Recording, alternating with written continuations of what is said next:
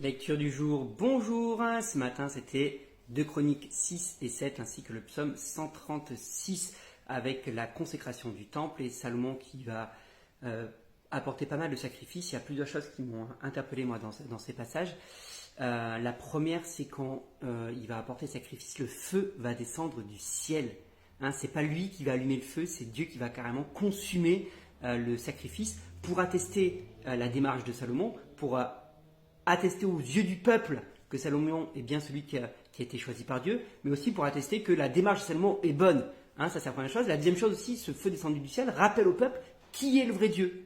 Parce que le peuple qui est là à ce moment-là avec Salomon est descendant de ceux qui ont vécu la sortie d'Égypte, mais jusqu'à présent, il n'y a pas eu forcément de grandes manifestations de ce qui a pu se produire. Et ils ont seulement entendu dire que leurs ancêtres sont sortis d'Égypte, que Dieu a envoyé les 10 plaies, que la mer a été ouverte en deux, qu'il y a eu le mont Horeb, qu'il y a eu tout ça, qu'il y a eu la manne pendant 40 ans, mais eux l'ont pas vécu personnellement. Et là, en voyant le feu descendre du ciel, ils peuvent attester et dire « Oula, on a véritablement le vrai Dieu ». Et ça me rappelle que dans nos vies, on peut vivre sur les expériences des autres.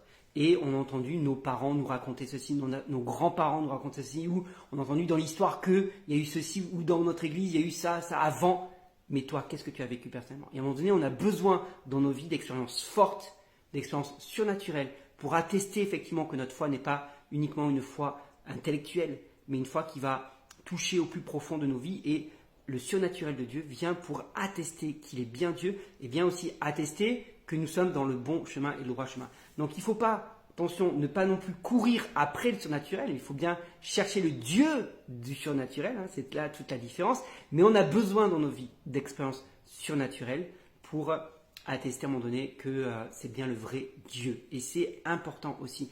La deuxième chose, on en a déjà parlé un petit peu hier, mais c'est la prière de Salomon, comme les chapitres sont en parallèle entre les rois, les chroniques, donc parfois on a un peu d'érodite, mais je trouve ça important. Et Salomon qui rappelle que oui, tu as promis de délivrer ton peuple, oui, tu as promis d'écouter la prière de ton peuple quand il se tournerait vers toi, et même il prophétise, il dit peut-être qu'il va se détourner de toi, et sûrement parce qu'il n'y a aucun humain qui ne désobéit jamais. Et j'ai bien aimé cette phrase, parce que ça nous rappelle qu'effectivement nous ne sommes que des hommes, et même encore aujourd'hui, il faut reconnaître que nous ne sommes que des hommes, et avoir l'humilité de dire c'est vrai, j'ai péché, c'est vrai, j'ai pas obéi, c'est vrai, je me suis détourné, mais je reviens vers toi. Et si je reviens vers toi de tout mon cœur, alors tu vas entendre ma prière.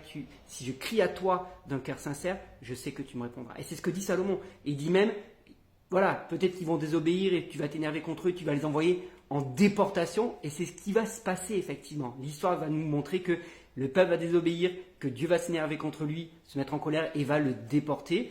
Et il dit, mais si dans ce pays-là, ils crient à toi, ils se rappellent des choses et qu'ils reviennent, alors tu les pardonneras. Et c'est effectivement ce qui va se passer dans la déportation. Le peuple va revenir à Dieu, il va y avoir un réveil spirituel. Il disait Esdras, Néhémie, on y reviendra dessus évidemment dans la lecture. Et c'est effectivement ce qui va se passer. Et donc tout ce que Salomon va prier, ça va se réaliser. Et pour aujourd'hui encore, c'est valable. C'est encore valable aujourd'hui. Quand tu te détournes de l'Éternel, tu désobéis, si tu cries à lui d'un cœur sincère, si tu reviens à lui d'un cœur vrai, alors il écoutera ta prière et il est là, juste et fidèle pour te pardonner, tout simplement. Voilà, mais n'hésite pas toi à me dire ce que tu as retenu de cette lecture et je te souhaite une bonne journée.